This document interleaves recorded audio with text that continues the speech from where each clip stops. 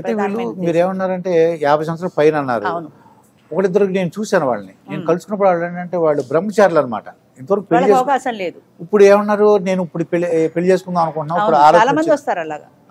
మీ దగ్గర రావడానికి మా దగ్గర రావడానికి వీలేదు. ఎందుకంటే మేము డాక్యుమెంట్ అడుగుతాం. విడిపోతే విడాకులు, కోర్టు ద్వారా వచ్చిన విడాకులు, చనిపోతే డెత్ సర్టిఫికెట్. నువ్వేమిస్తావు? ఇది నీకు మొదటి పెళ్లి. భార్య ఉంటే చనిపోయింది అంటావు, నీ భార్య లేదు, మరి నువ్వు ఇవ్వలేవు కదా, ఇవ్వలేవు కాబట్టి నీకు ఎలిజిబిలిటీ లేదు. ఇంకొకటి ప్రధాన కారణం ఏంటంటే, నాకు అసలు పెళ్ళే అవ్వలేదండి అని వస్తాడు. ఇప్పటికి ఆయన ఎన్ని పెళ్లిళ్ళు చేసుకున్నాడో మనకి ఏంటండి రుజువు? మనకి గ్యారంటీ లేదు కదా. మనిషి మాట నమ్మే రోజులు కాదు ఇది. అంచేత కాగితమే మాకు ఆధారం. ఏదైనా రేపు పొద్దున ఎవరైనా గొడవ చేసినా ఇదిగో కాగితం చూపించగలుగుతాం. ఇలా చూపించినా కూడా ఎంతో మంది ఏదో ఒక గొడవ పెట్టుకొని వచ్చేవాళ్ళు చాలా మంది ఉన్నారు. అంటే గొడవ అంటే అసలు అటువంటి ఫేస్ చేశారండి?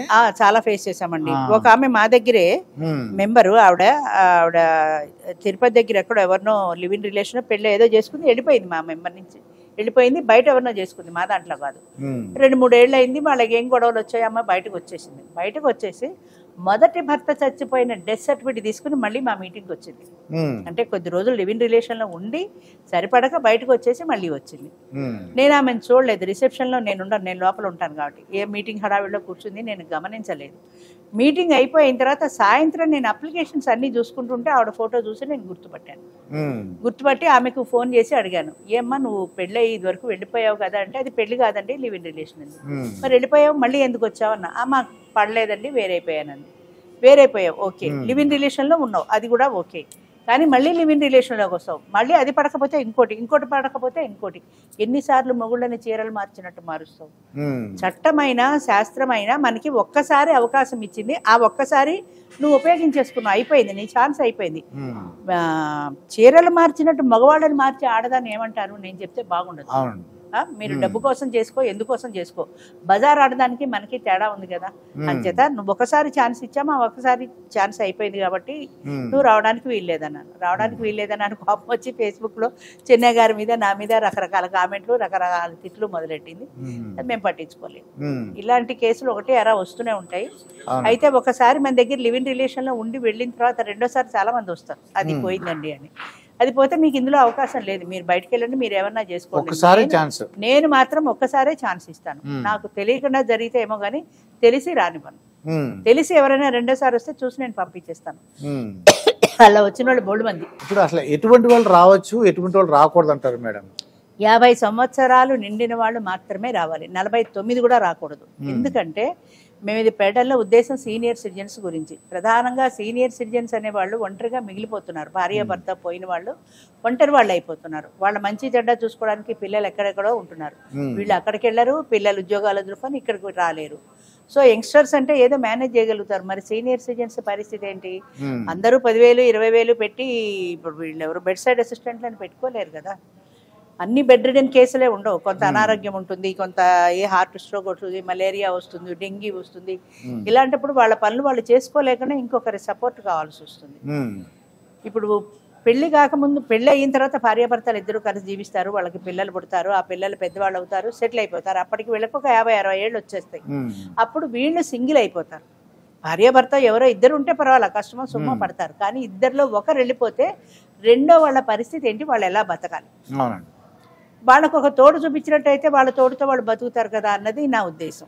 అంచేత సీనియర్ సిటిజన్స్ కోసం పెట్టాం కాబట్టి ఇది 50 పైనే. కానీ 50 లోపు ఇంకొకటి మ్యాట్రిమోనియల్స్ చాలా ఉన్నాయి, 30-40 మ్యాట్రిమోనియల్స్ చాలా ఉన్నాయి. 50 దాటి బయటకు వచ్చిన ఆడది లేదు ఇంతవరకు. ఇది 10 ఏళ్ల క్రితం నేను మొదలుపెట్టినప్పుడు చెప్పా కదా, 5 ఆడవాళ్లే వచ్చారని. ఇప్పటికీ సోషల్ స్టిగ్మా ఉంది. ఆ పెళ్ళెందుకు, ఇన్నేళ్ళు వచ్చాక పెళ్ళి ఉపయోగం ఏంటి అనుకుంటారు. అంటే పెళ్లి ఉపయోగం అంటే పిల్లల్ని కనడానికి మాత్రమే అనే ఒక అపవాదు ఉంది. పిల్లల్ని కనడానికి మాత్రమే కాదు, పెళ్లిలో అది కూడా ఒక అంశం అంతే. వాళ్ళిద్దరూ కలిసి జీవించడంలో పిల్లల్ని పెంచడం, పెద్ద చేయడం, కలిసి ఒక బాండింగ్ ఉంటుంది, ఒక ఎమోషనల్ రిలేషన్ ఉంటుంది వాళ్ళిద్దరి మధ్యన. పిల్లలు పెద్దవాళ్ళు అయ్యేప్పటికి 25-30 సంవత్సరాలు అయిపోతుంది. అప్పటికి వీళ్ళిద్దరి మధ్యన ఒక స్నేహభావం అనేది ఏర్పడుతుంది. నాకు నేను, నాకు నువ్వు అన్న భావనతో మిగిలిన శేష జీవితాన్ని గడపగలుగుతారు. అది నేను రీసెంట్ గా చాలా మందితో మాట్లాడానండి. ఒక 74 సంవత్సరాల అతను కూడా నేను చూశానండి. కానీ ఆడవాళ్ళు ముందుకు వచ్చినట్టు కనపట్లేదు మేడం. ఎలా వస్తారు? ఆడవాళ్ళందరూ 50-60 మధ్య వయసులో ఉండేవాళ్ళు. 60 దాటిన వాళ్ళు చాలా తక్కువ మంది ఉంటారు. ఇంత వయసు గ్యాప్ 20 ఏళ్ళు దాటి పెళ్లి చేసుకోవడానికి వాళ్ళు యాక్సెప్ట్ చేయరు. 50 ఏళ్ళ ఆడది వచ్చింది అనుకోండి, ఆయనకి 74 ఏళ్ళు, 25 ఏళ్ల వయసు గ్యాప్ తో పెళ్లి చేసుకోవడానికి ఇప్పుడు అంగీకరించట్లేదు. పూర్వం అంటే ఏదో రెండో పెళ్లి వాడైనా 70 ఏళ్ళైనా 80 ఏళ్ళైనా 16 ఏళ్ల పిల్లలైనా ఇచ్చి చేశారు. ఆ రోజులు వేరు. సమాజం మారింది, మనుషుల మనస్తత్వాలు మారాయి. అంత ముసలాన్ని చేసుకుంటే మాకేముంది అని అడుగుతున్నారు. మాకు 55 ఏళ్ళు ఉన్నాయి, నాకు ఇంకా సినిమాలకు వెళ్ళాలి, షికార్లకు వెళ్ళాలి, బజార్లకు వెళ్ళాలి, చీరలు కావాలి, నగలు కావాలి, ఫారెన్ టూర్లు తిరగాలి, ఈ సరదాలు ఉన్నాయి. ఇన్ని హోటల్కి తీసుకెళ్ళమంటే హోటల్ పోయినా పడదు ఆయనకి. ఫారెన్ టూర్ అంటే అమ్మో 4 లక్షలు ఎందుకు ఖర్చు అంటాడు. మరి నేనేం చేయాలి? ఇంట్లో కూర్చొని నా కాళ్ళు పీసుకుంటే ఈయన కాళ్ళు పీసుకి సేవ చేయడానికి నేనే నర్సును కాదు. ఎప్పుడైనా బాగోకపోతే వేరు, నాకు వండి పెట్టు, నాకు సేవ చెయ్యి అనే ఉద్దేశంతో చేసుకునే మగవాడికి నేను రెడీగా లేను. వాళ్ళ పాయింట్ కూడా కొంతవరకు కరెక్టే కదా, వాళ్ళ ఇష్టాలు కోరికలు కూడా తీరాలి కదా. అంచేత 70 దాటిన వాళ్ళకి నేను చెప్తానండి, మీకు సూట్ కాదు రావద్దు అని. అయినా కూడా కొంతమంది మా ప్రయత్నం మేము చేసుకుంటామండి అని వస్తారు. మీకు డబ్బులు దండగా కుదరదని చెప్తాను. 70 దాటిన వాళ్ళు ఎవరు ఇష్టపడరు.